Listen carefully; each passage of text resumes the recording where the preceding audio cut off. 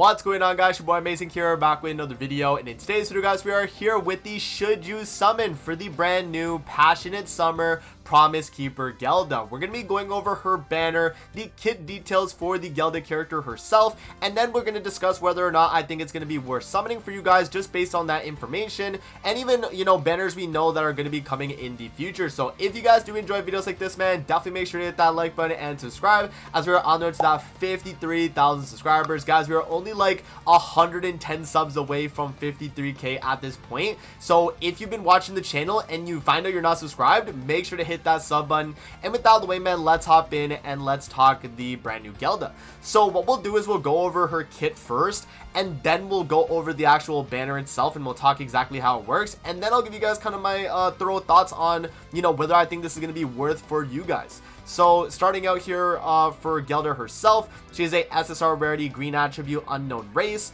Now going to her passive here, Blood Red Princess, active in all content and on field, increases demon allies basic stats by 50% of the hero's lifesteal up to a maximum of 20% at the start of the battle, and the hero is given the additional race demon. Now the hero gains Blood Pact at the start of the battle. It's also going to increase the hero's HP by the amount of HP demon allies take by using lifesteal, and accumulating up to a maximum of 400,000 points, which is going to exclude counter stance skills. Now the hero also gains the Selfless Love for 3 turns at the start of the battle, and Selfless Love is going to be immune to recovery related stat reduction, and when a demon ally other than the hero takes damage from a single target attack during the enemy's turn, the hero actually takes 30% of the damage for them, and the hero's HP does not fall below 1 from that damage. And then at the start of the ally's turn, the hero recovers HP equal to 50% of diminished HP, and the hero's damage dealt increases by 20% up to a maximum of 60. Now, just, you know, off that passive right there, guys, a few things to take note about is the 30% of the damage you take and the 50% diminish is based on dupe level, and we'll talk exactly what dupes are going to be for, you know, what in the actual passive itself. And then everything else, I mean, is really solid. Like for a demon character right here, she's pretty much providing demons an extra 400k HP, which is really good, right? Like the fact you're able to do that, I think is very strong, and you give them basic stats as well based on her lifesteal, which lifesteal is a lot better of a stat than recovery rate was, or regeneration. I forget exactly which one was on the original Gelda, but that is a lot better of a stat.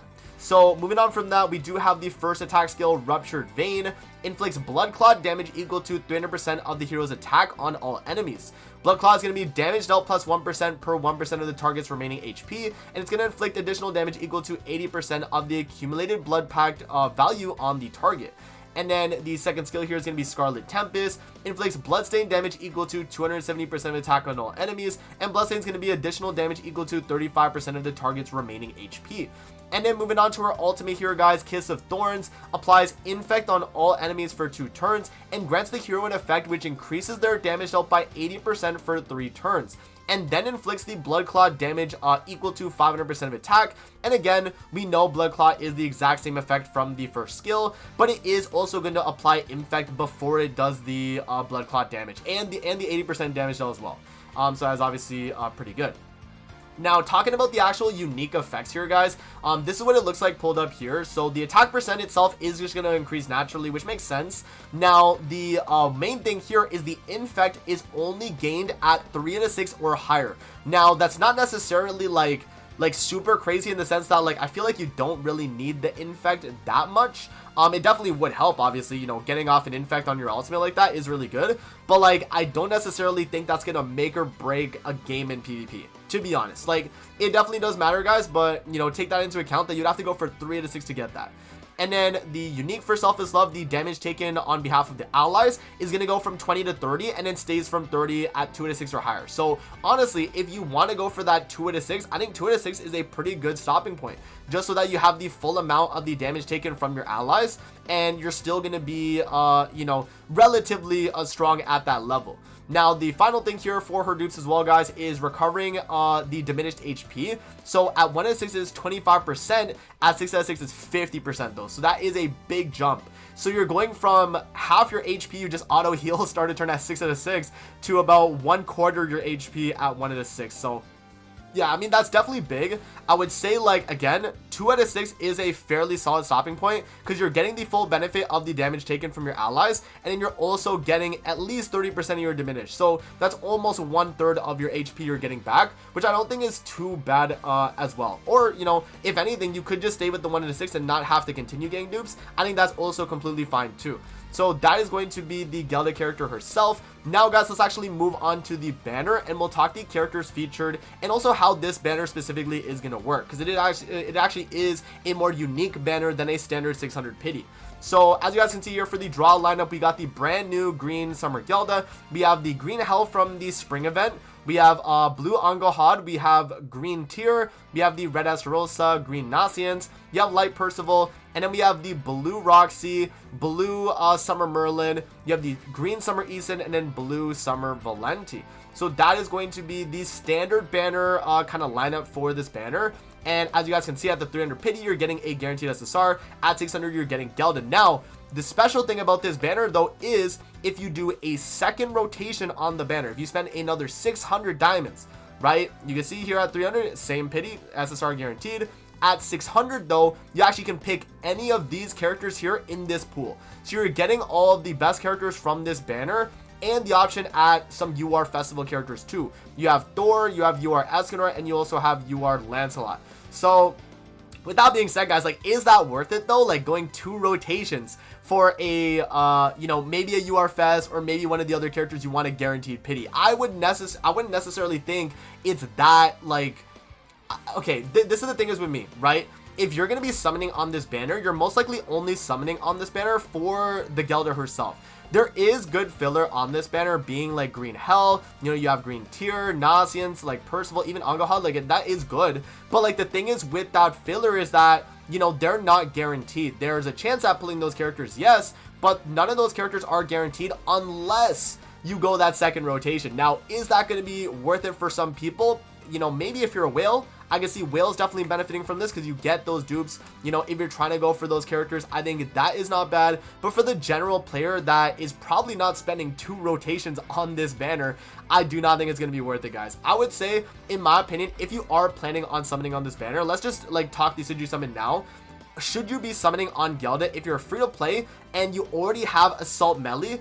I actually would recommend it. And the reason why I say this is because this Gelda is tailor-made to buff the brand new blue Assault Melee, right? Because look at in her passive here, increases the hero's HP by the amount of the HP demon allies take by using lifesteal, accumulating up to a maximum of 400k points. So she's actually able to provide some extra HP for Assault Melee, and that is going to be really good, while also being able to draw damage away from Assault Melee too, even though he is kind of taunting for yourself, right? So Assault Melee, he has obviously the taunt, but Gelda is going to be taking 30% of the damage for Assault Melee, and she will not be able to die from that damage.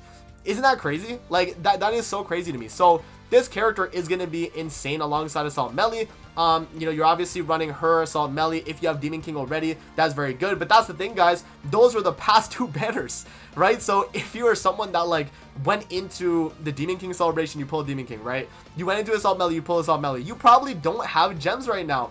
And I did make a video going over how you're able to get 600 diamonds starting from 0. But if you do go for Gelda, what's going to say coming up next month? What are we going to get? Right, so I have the Dreamer Plays sheet pulled up here. He already inputted like Gelda's information and all that in here for August 28th. What's to say, guys, at the end of September we get another festival or collab? That is something that we can definitely expect. Let's go to the previous year here to see what we got at the end of September. So end of September we got a limited 600 banner, but that's the thing, that slot right there is possibly lined up to be a festival slot, because this is a 600 banner in the slot where during August last year we actually got a collaboration, whereas this year we got the 600 banner slot for Gelda in August, so maybe a collab in the end of September. You see, that's the thing. It's like, okay, let's say, you know, you do max out the demon team fully, what's to say the collaboration comes out and it's just better than the demon team, right? So if you're someone that like really focuses PvP, Grand Cross is kind of a tough game to play in that sense, because like you really have to keep up with a lot of the newer characters. And so for me, I would say if you're a free-to-play that doesn't pay too much mind to PvP, you don't necessarily need to get this Gelda. I think you could actually skip out on this character. You'd be completely fine. And you would just be able to save your gems for a better upcoming character, whether it be, you know, a festival or a collab. And I think overall, that's probably the best course of action just based on that. And the fact that right now, I feel like even though Gelda is really good alongside Assault Melee and DK, it's really a thing of like, do you want to max out that team and then find out they get power crept in like a month or two from now, right? Like end of year, Demon Team is done. Like it's guaranteed done, unless the new Meliodas that we get end of year, or if they even do release a new Meliodas, is going to replace Assault Melee and then fill out that slot on Demon Team, right? We just don't know. And so yeah, that's kind of where I'm at right now, guys. I would say for the majority of players, this is a pretty easy skip. If you have Assault Melee and you have Demon King and you are willing to spend on this banner, go for it, right? Because this character is going to be good. Your team is going to be very strong as well. So yeah, that's kind of where I'm at. But on my free-to-play, I am definitely skipping this banner on my free-to-play. I am missing a few of the characters on the banner, but I mean, they're giving 4 free ticket multis, guys. I have a chance at pulling any of these characters in those 4 free ticket multis. So I'm not going to actually try spending gems on the banner on my free-to-play. I think I'm just going to, you know, spend the tickets and then we'll call it there. But yeah, that's where I'm at right now on the banner. Let me know what you guys think in the comment section below. Are you guys going to be summoning for the Summer Gelda? Let me know in the comment section below. But that is going to be it for the video. I hope you guys did enjoy. And I'm going to see you guys on the next one, man. Peace out. Have a good rest of your day, guys. See you later.